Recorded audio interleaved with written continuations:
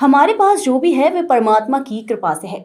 खनिज को लेकर भी हम पर बड़ी कृपा की है ईश्वर ने। 2014 के पहले भारत क्या था और आज क्या हो गया।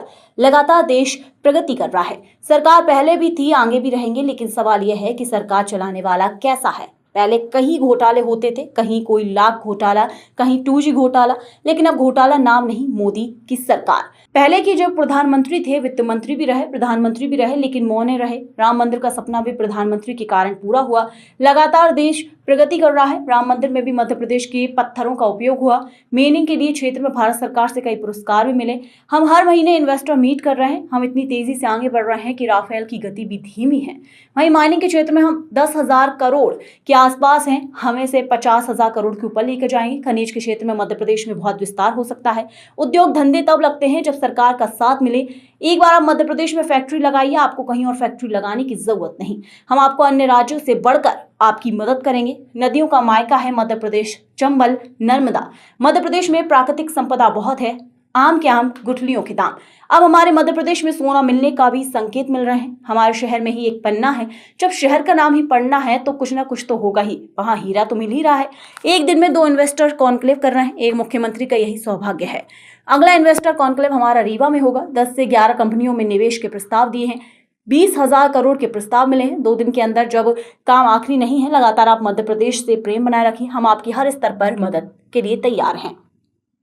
मुझे इस बात की प्रसन्नता है कि मध्य प्रदेश सरकार अपने गठन के साथ ही हमारी औद्योगिक प्रगति के लिए, विकास के लिए, मध्य प्रदेश को सभी प्रकार के सेक्टर में आगे बढ़ाने के लिए, खास करके युवाओं के रोजगार को लेकर के लगातार इस प्रकार के आयोजन कर रही है। आज दोपहर में मैं भारत सरकार के यशस्वी मंत्री श्रीमान JP नड्डा जी के साथ बम्बई में पेट्रोकेमिकल और फार्मा सेक्टर को लेकर के वहाँ एक बड़े इवेंट कार्यक्रम में शामिल हुआ।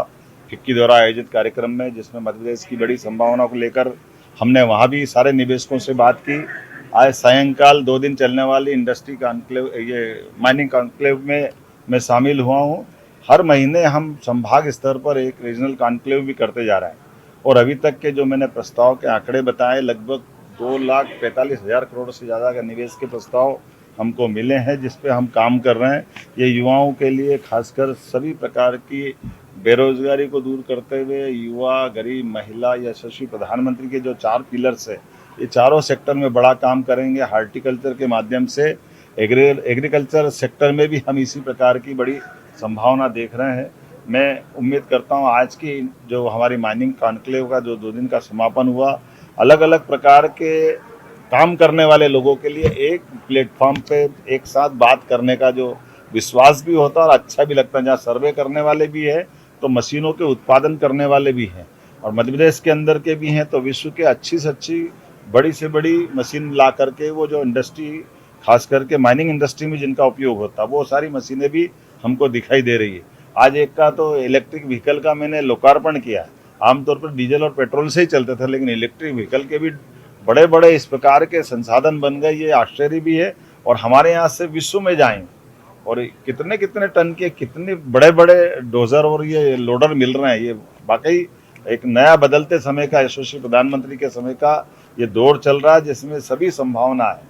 ऐसे में पहले हमने अगस्त के माह में टूरिज्म वाले सेक्टर के लोगों को बुला करके इसी प्रकार की कॉन्क्लेव की थी।